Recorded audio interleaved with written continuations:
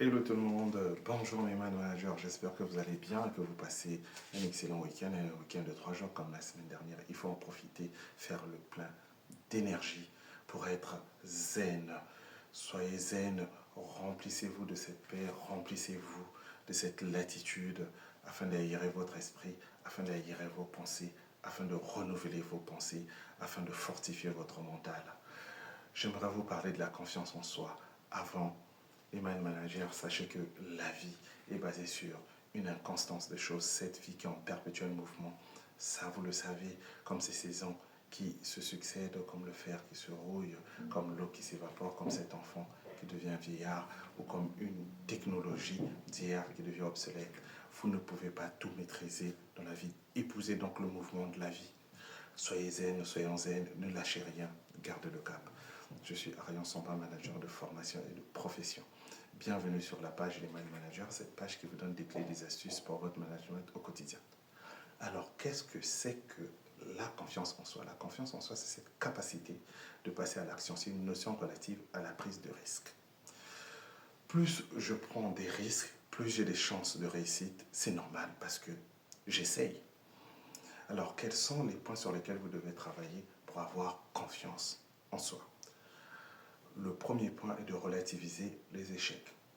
Les échecs, c'est un mot qu'on emploie beaucoup plus dans notre système franco-français. Je parlerai d'erreur. Ce n'est pas parce que j'ai fait une erreur que c'est la fin du monde, que je ne peux plus arriver à réussir à faire ce que j'étais en train de faire. Non. L'erreur ou les erreurs sont la meilleure école de la vie. Le plus important, c'est de tirer des leçons positives, c'est de se relever. Vous faites des erreurs, analysez les causes pour lesquelles vous n'avez pas réussi à faire telle ou telle chose et relevez-vous. Tirez-en des conséquences positives.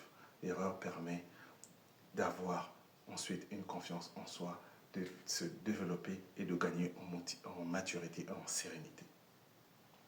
La deuxième chose, quand vous faites des erreurs, ayez la capacité de vite digérer et prenez du recul. Ce n'est pas évident ce que je dis dans notre vie personnelle et professionnelle, ça je le sais, mais digérer vite. Entre la peur de ce qui va se passer et ce qui va se passer réellement, il y a généralement un grand gap. Vous faites des idées sur ce que vous allez faire, vous faites des scénarios, vous blanchissez vos nuits, vous dépensez de l'énergie à vous dire mais comment ça va se passer. Mais au final, vous arrivez, tout ce que vous avez pensé comme idée négative ne se passe même pas. 0%, peut-être 1%. La troisième chose, c'est d'assumer vos erreurs sans se victimiser.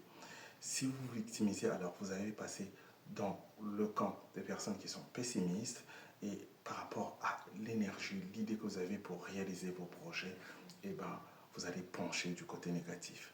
Alors, utilisez généralement le jeu, assumez les erreurs. Dites, j'aurais pu faire ceci ou telle chose. Cela permet de porter son erreur, de la regarder en face et de la corriger. La quatrième chose que j'aimerais vous dire, c'est copier les bonnes recettes. Copier les bonnes recettes, ce n'est pas parce que vous allez copier aussi une bonne recette que vous allez réussir. Mais sachez que les réussites se réalisent parce qu'on les répète au fur et à mesure et qu'on a une bonne recette. Mais lorsque vous copiez la bonne recette, analysez aussi cette recette qui a été prise par d'autres personnes qui ont échoué. Analysez cela et convergez cela vers vous. J'ai une bonne nouvelle, vous êtes vous-même la bonne recette. C'est ça le véritable secret. Vous êtes vous-même la bonne recette parce que vous allez adapter les choses. Et parce que ces personnes vous ont fait gagner du temps et de l'énergie. Vous prenez cela, vous machinez cela et vous l'adaptez à vous avec vos ingrédients. Et la dernière chose, faites-vous des défis. Faites-vous, donnez-vous des objectifs. Vous n'êtes pas obligé de vous donner des grands défis, de grands objectifs. Lorsqu'on construit une maison, c'est brique par brique, on commence une fondation petit à petit. Notez-vous les défis que vous voulez vous donner. Notez-les petit à petit et lorsque vous les atteignez, biffez-les. Si vous ne les atteignez pas, analysez pourquoi vous ne les avez pas atteints. Je vous souhaite une très bonne semaine.